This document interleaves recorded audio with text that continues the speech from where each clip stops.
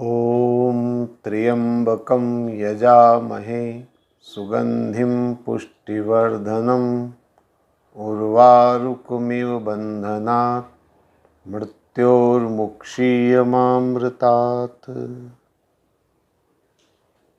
आइए शिव महापुराण की चर्चा प्रारंभ करें।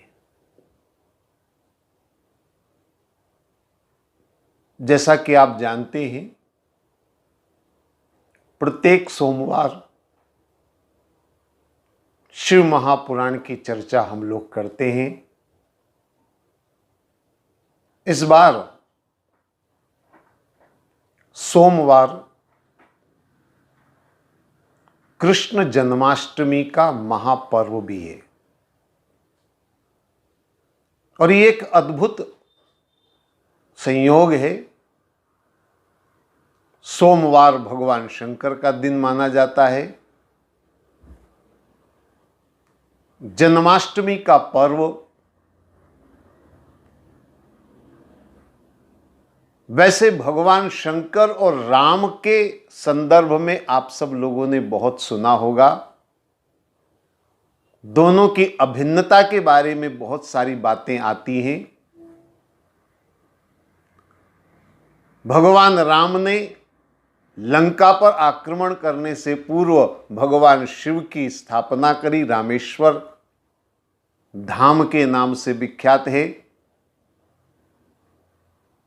भगवान राम स्वयं कहते हैं, शंकर भजन बिना नर भगति न पावहि मोर। तो राम और शिव के बारे में तो बहुत सारी बातें आपने सुनी होगी, लेकिन भगवान कृष्ण और भगवान शंकर का संयोग, मैं जहां तक सोचता हूं, चूंकि आज जन्माष्टमी का महापर्व है और हमारी जो चर्चा चल रही है वो भगवान शिव की चल रही है। शिव महापुराण की कथा हम लोग कर रहे हैं।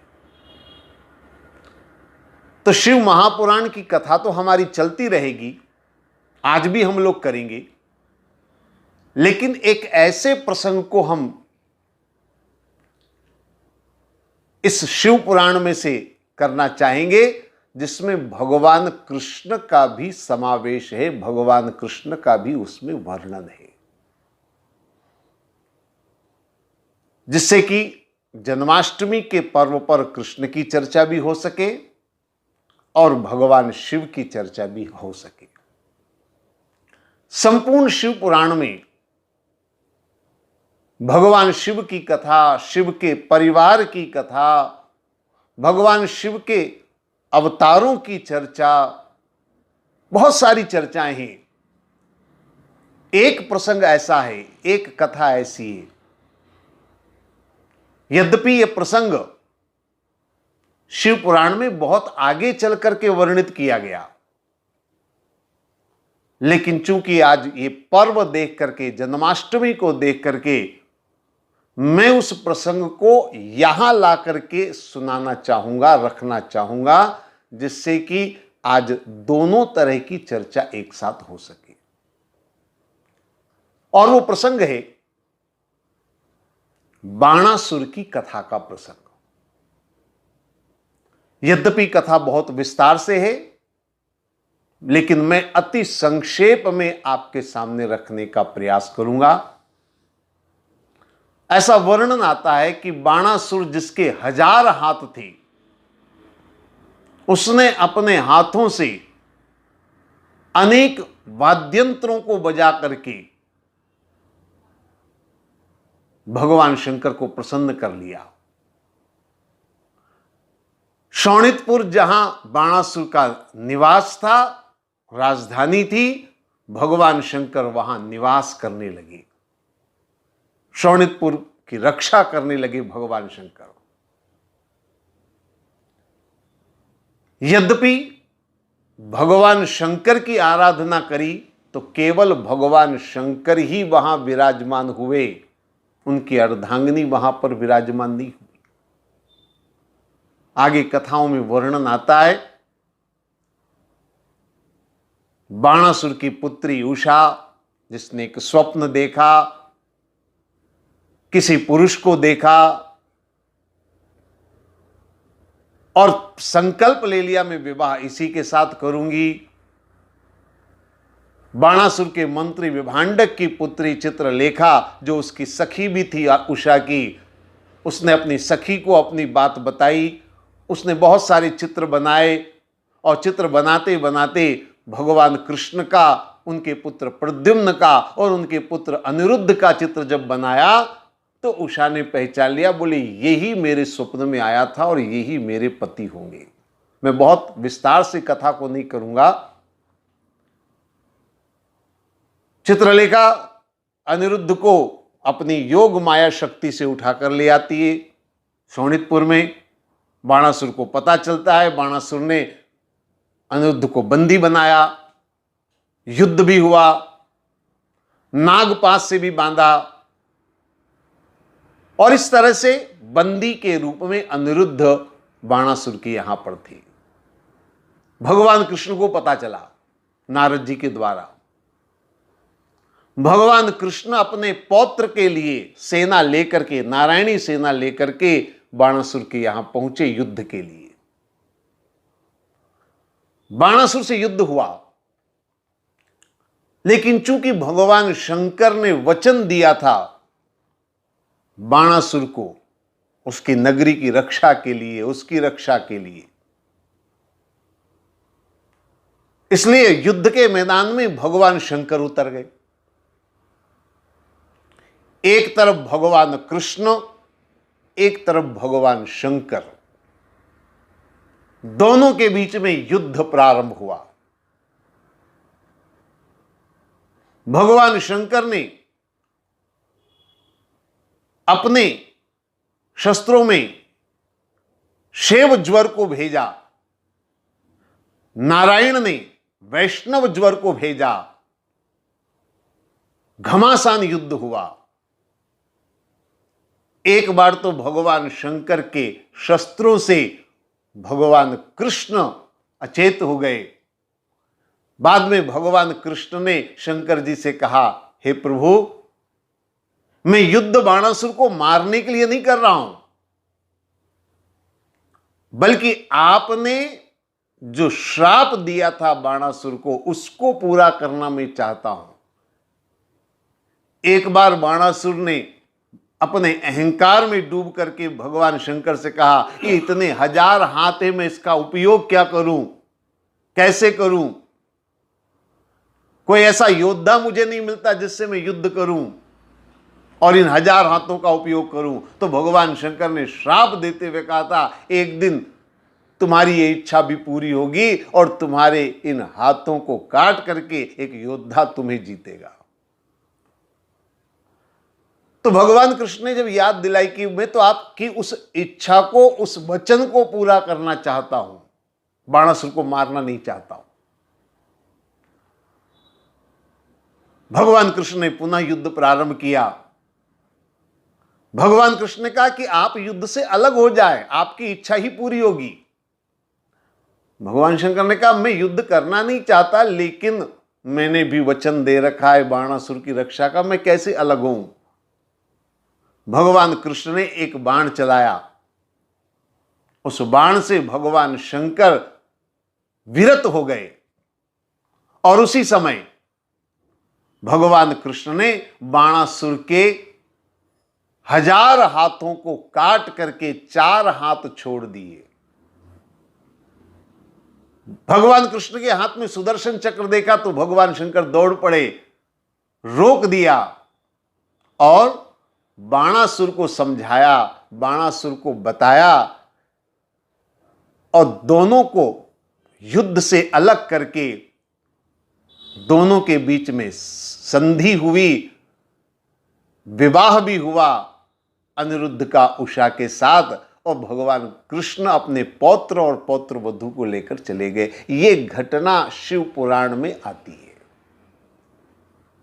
हालांकि एक सवाल मन में पैदा होता है, एक प्रश्न मन में खड़ा होता है, खासकर बुद्धिजीवियों के मन में, तर्कवादियों के मन में सवाल पैदा होता है। कृष्ण और भगवान शंकर दोनों युद्ध कर रहे हैं आपस में, तो मन में एक प्रश्न उठना स्वाभाविक है कि परमात्मा परमात्मा दोनों आपस में लड़ रहे हैं, यानी भगवान भगवान ही जब आपस में लड़ते हैं तो इंसान इंसान अगर लड़े तो कौन सी आश्चर्य की बात है, कौन सी अटपटी बात है। हम दुनिया को संदेश देते हैं, मानवता का पाठ पढ़ाते हैं, आपस में भाईचारे का संदेश देते हैं, प्रेम से रहो, हिलमिल कर रहो, सब एकजुट होकर रहो, और स्वयं भगवान आपस में लड़ेंगे तो कैसे ये उपदेश दिया जाएगा और कैसे इस उपदेश की प्रामाणिकता होगी? ये मन में सवाल पैदा होता है। लेकिन इस कथा को थोड़ा हमें ध्यान से देखना होगा, समझना होगा, इसके ऊपर गंभीरता से चिंतन मनन करना होगा।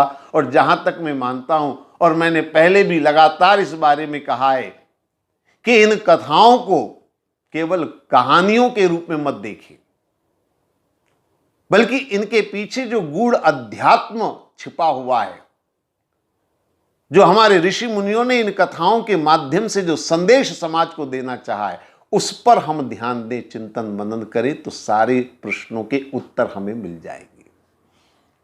एक बात मैं सबसे पहले स्पष्ट कर देना चाहूंगा कि भगवान कृष्ण और शंकर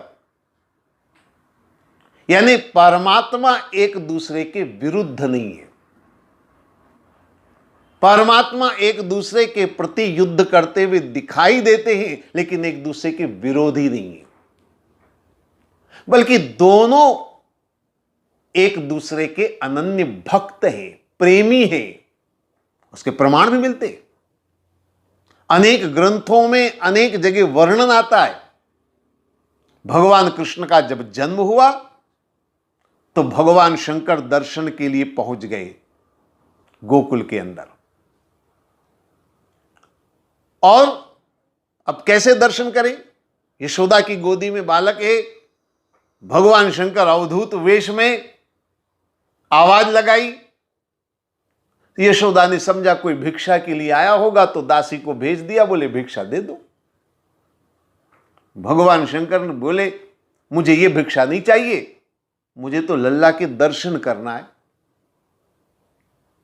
यशोदा ने दूर से देखा, गले में सांप है, शिव का अवधूत रूप है। यशोदा ने कहा लल्ला डर जाएगा, मैं नहीं ले जाऊंगी इसको। मना कर दिया, मैं ये भिक्षा में नहीं दे सकती, अपने बालक को मैं तुम्हारे सामने नहीं ला सकती। भगवान शंकर ने कहा हम तो यही धुनी रमाकर बैठ जाएंगे, जब तक दर्शन नहीं होंगे लल्ला के हम जाने वाले नहीं हैं। अन्य गोपियों में से पूर्णमासी गोपी ने समझाया ये कोई साधारण अवधूत योगी नहीं है, लेकिन यशोदा मानने को तैयार नहीं। फिर भगवान कृष्ण को लीला करनी पड़ी, जोर जोर से रुदन करने लगे, जो रोना बंद नहीं करे। अब क्या करे यशोदा? सब तरह से प्रयास कर लिया, किसी तरह से बालक चुप हो जाए, लेकिन चुप नहीं हो रहे। तो किसी सखी ने कहा ये अवधूत योगी कुछ न कुछ अद्भुत मंत्र जानते हैं और उसी के लिए सब ये बालक रो रहा है, जब तक उनके पास नहीं ले जाओगी वो रोना बंद नहीं करेंगे। यशोदा को ले जाना पड़ा और जैसे ही भगवान कृष्ण भगवान शंकर के सामने गए, भगवान शंकर ने मन ही मन भगवान कृष्ण को प्रणाम किया। भगवान कृष्ण ने भी अपनी आंखें झुका करके भगवान शिव को नमन किया और कृष्ण मुस्कुराने लग गए। और भगवान शंकर ने कृष्ण के दर्शन पाकर के अपने आप को कृतार्थ किया। तो आप सोचिए, कृष्ण भगवान शंकर के दर्शन करके आनंदित हो रहे हैं, भगवान शंकर कृष्ण के दर्शन करने के लिए ललायित हो रहे हैं, वो एक दूसरे के विरोधी कैसे हो सकते? संभव ही नहीं है। एक और बड़ी प्रसिद्ध आपने सुनी होगी शायद, प्रसंग आता है रास महारास में भी भगवान शंकर गोपी बनकर के गए रास रचाने के लिए, रास में सम्मिलित होने के लिए। आप विचार करिए, भगवान शंकर स्त्री के वस्त्र पहन करके, गोपी बन करके और ये सब करने को तैयार है। क्यों? एक बार कृष्ण की उस रास लीला के दर्शन करने के लिए।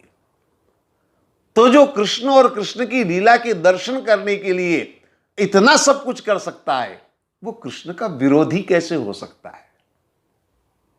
भगवान शंकर के अनेक नामों में गोपेश्वर महादेव भी एक नाम है। जब गोपी बने तो उसी रूप में उनकी पूजा होती है। नंद के घर भगवान कृष्ण के दर्शन करने गए, नंद भवन के अंदर गए। ऐसा नंद भवन में आज भी नंदेश्वर महादेव के नाम से स्थापना भगवान शंकर की वहां पर है। मैं केवल आपसे निवेदन कर रहा हूं कि अगर आपके मन में यह धारणा इस कथा से बनती है कि दोनों एक दूसरे के विरोधी हैं, तो बिल्कुल गलत है। भगवान कृष्ण और भगवान शंकर एक दूसरे के विरोधी नहीं है। नारायण जब जब अवतार लेते हैं, भगवान शंकर उनके दर्शन को जाते हैं। राम जब पैदा हुए तब भी दर्शन करने गए। कृष्ण के रूप में जब नारायण ने अवतार लिया तब भी दर्शन करने के लिए गए। दोनों एक दूसरे के दर्शन को ललायित रहते हैं। दोनों के अंदर एक दूसरे के प्रति अगाध श्रद्धा है। विवाद नहीं है, विरोध नहीं है, शत्रुता नहीं है। फिर यह युद्ध कैसा? थोड़ा सा इस युद्ध को समझने का प्रयास करें। भगवान कृष्ण और शंकर के बीच के इस युद्ध के अंतर की बात आपको जानने और समझने के बाद बात समझ में आएगी। देखिए, कथा कहती है बाणासुर जिसके 1000 हाथ है। हाथ जो है ना, वो कर्म के प्रतीक है। भगवान के विराट स्वरूप में मस्तक को ब्राह्मण बताया है। क्षत्रियों को भुजाओं के रूप में माना गया है। क्षत्रिय माने जो शक्ति संपन्न है।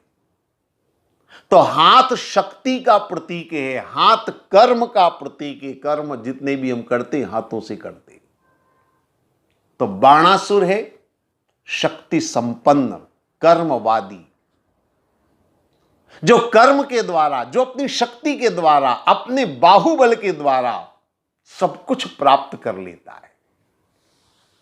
इसमें कोई बुराई नहीं है। गीता में भी कर्म का संदेश दिया गया है। कर्म योग की साधना बताई गई है। तो कर्म योगी बनना कोई गलत नहीं है। शक्ति संपन्न होना भी कोई गलत बात नहीं है। लेकिन शक्ति का अहंकार होना गलत बात है। अब कथा देखिए, बाणासुर ने अपने 1000 हाथों से भगवान शंकर को प्रसन्न कर लिया। भगवान शंकर माने कौन? मैं बार बार इस बात को दोहराता रहा हूं। तुलसीदास जी का वचन है, भवानी शंकरो वंदे श्रद्धा विश्वास रूपिणो। भगवान शंकर है विश्वास के स्वरूप। कर्मयोगी अपनी शक्ति के बल पर विश्वास को भी प्राप्त कर लेता है। विश्वास प्रजा का, विश्वास समाज का, विश्वास प्राप्त कर लेता है क्योंकि उसके पास कर्म है, उसने ताकत है उसके पास। वो अपने कर्मों के द्वारा, अपने कार्य के द्वारा विश्वास जीत लेता है, विश्वास अर्जित कर लेता है। भगवान शंकर को उसने प्रसन्न कर लिया, अपने पास रख लिया, विश्वास उसके पास आ गया। लेकिन यहां एक भूल हो गई, एक थोड़ी सी बात चूक गया। भगवान शंकर तो आ गए बाणासुर के पास, लेकिन पार्वती नहीं आई। पार्वती माने कौन?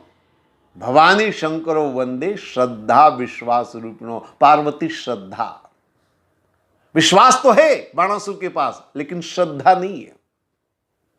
और बिना श्रद्धा के जब विश्वास अकेला होता है, विश्वास तो हो गयागा, लेकिन बिना श्रद्धा के अगर विश्वास होगा तो बात अधूरी रहेगी। और अधूरी क्या रही? बाणासुर के पास शक्ति है, कर्म है, विश्वास है, और जहां विश्वास होता है वहां संकल्प है। तो भगवान शंकर कौन है? संकल्प की शक्ति, क्योंकि विश्वास में संकल्प है। संकल्प की शक्ति तो है, लेकिन बाणासुर को 1000 हाथों का अहंकार, अपनी ताकत का गुमान, अपनी शक्ति का अहंकार था। और इसीलिए एक बार बाणासुर ने भगवान शंकर से कहा, 1000 हाथ मेरे बोझ लगते, कोई ऐसा अवसर नहीं मिलता कि मैं इनका उपयोग करूं, युद्ध करने वाला कोई नहीं मिलता है। ये अहंकार बोल रहा है उसका, ये उसकी ताकत का अहंकार बोल रहा है।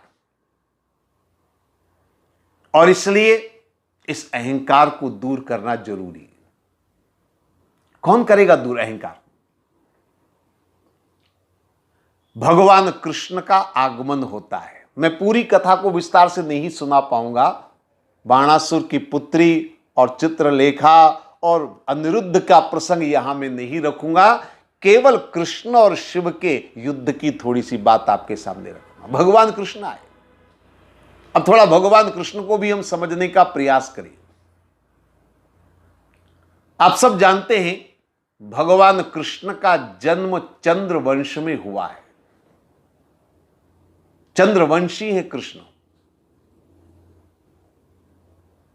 सूर्य और चंद्रमा, सूर्य माने प्रकाश अर्थात ज्ञान, चंद्रमा शीतलता अर्थात भक्ति।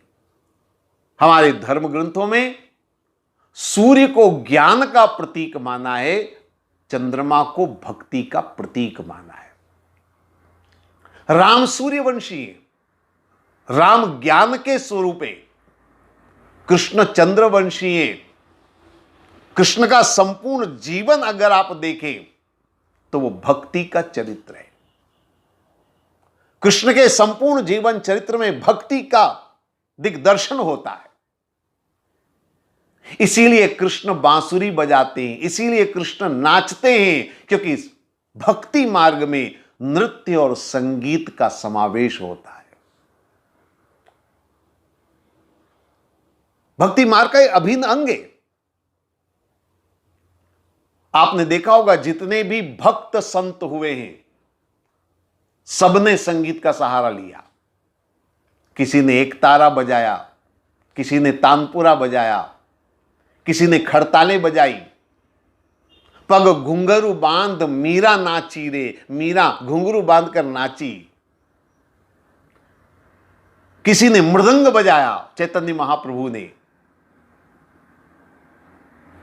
जितने भी भक्ति मार्ग के संत हुए हैं, सबने संगीत का उपयोग किया है, संगीत का सहारा लिया है। लेकिन यह संगीत कैसा होना चाहिए? हर प्रकार का संगीत भक्ति नहीं हो सकता है, बल्कि मैं तो यह कहूंगा कि संगीत की एक विशेष साधना भक्ति हो सकता है, हर संगीत भक्ति की साधना नहीं हो सकता। तो कृष्ण का जो चरित्र है वो भक्ति मार्ग का चरित्र है। संपूर्ण कृष्ण का चरित्र भक्तिमय है। और इसीलिए कृष्ण के चरित्र में रास महारास का भी वर्णन है। कृष्ण के चरित्र में भक्ति के सारे पहलू बताए गए हैं। तो थोड़ा सा आप ये समझ लें, कृष्ण भक्ति स्वरूप है। अगर अहंकार को मिटाना है तो भक्ति का मार्ग अपनाना पड़ेगा, क्योंकि भक्ति में होता है समर्पण। अब जरा देखिए, भगवान कृष्ण विश्वास, भगवान शंकर विश्वास है, विश्वास माने संकल्प की शक्ति है। भगवान कृष्ण भक्ति है, यानी समर्पण है। एक तरफ संकल्प की शक्ति है, एक तरफ समर्पण का भाव है। दोनों का अपनी अपनी जगह महत्व है। युद्ध के वर्णन में एक शब्द आता है, वो बड़ा अद्भुत शब्द है। भगवान कृष्ण ने वैष्णव ज्वर को छोड़ा, शंकर ने जो है वो शैव ज्वर को छोड़ा। ये क्या है? ये संकेत है। परमात्मा आपस में कभी नहीं लड़ते, न शंकर न कृष्ण आपस में नहीं लड़ते। इनके ज्वर, आप जानते ज्वर माने बुखार, बुखार माने बीमारी। ये बीमारी कौन सी बीमारी है? मैं समझता हूं ये बीमारी, यानी जो अनुयायी होते हैं, अंधभक्त होते हैं, जो रूढ़िवादी होते हैं, जो अपने आप को एक मत का मान करके दूसरे मत से विरोध करते हैं, झगड़े वास्तव में उनके होते हैं।